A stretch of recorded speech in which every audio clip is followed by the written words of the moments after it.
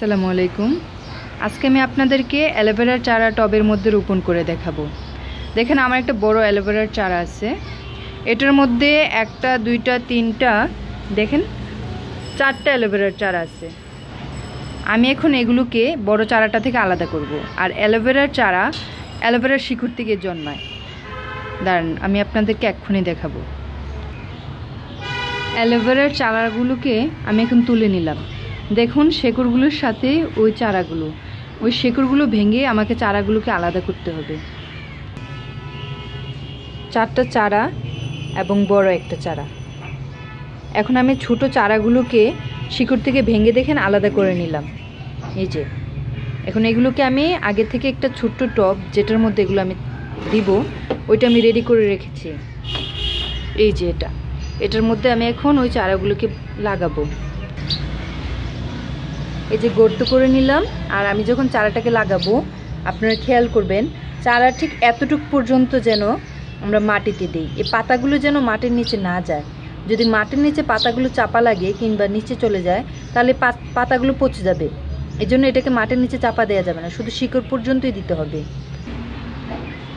আমি একটি টবে 2টি করে অ্যালোভেরার চারা রোপণ করে নিলাম। দেখে নিন যেন শিকড়গুলো নিচে যায়, পাতাগুলো যেন উপরেই থাকে যায় না, হয়তো বা পাতাগুলো নষ্ট হয়ে পচে যাবে।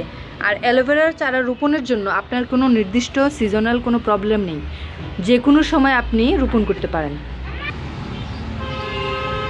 অ্যালোভেরার চারা সহজে মারা যায় না। আপনি চাইলে এটাকে সকালবেলা টব থেকে তুলে যদি মনে করেন যে কোনো কারণে আপনি লাগাতে পারলেন না, বিকালে লাগাতে হলো, ওই চারাটিও টিকবে, কোনো প্রবলেম হবে না।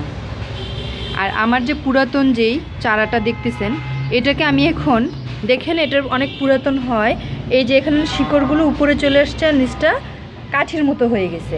আমি এখন এই যে এইখানে কেটে ফেলবো, কেটে ফেলে আবার এই যে পাতাগুলোকে খুলে ফেলবো, নিচের কিছু পাতা কমাই দিব, কমাই আবার নতুন করে বসাবো। আমি আপনাদেরকে দেখাবো। এখন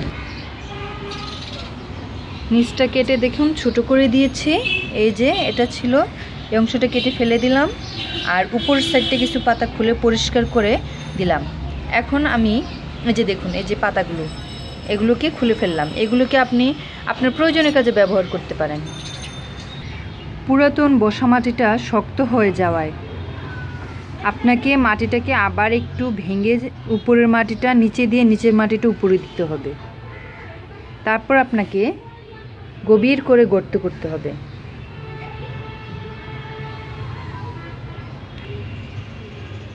এই যে আমি চারাটাকে এখন এর মধ্যে দিলাম, এখন মাটি দিয়ে দিব। এই যে আমার অ্যালোভেরার চারা রোপণ হয়ে গেল। এখন হালকা একটু পানি দিয়ে দিতে হবে। থ্যাংক ইউ দর্শক।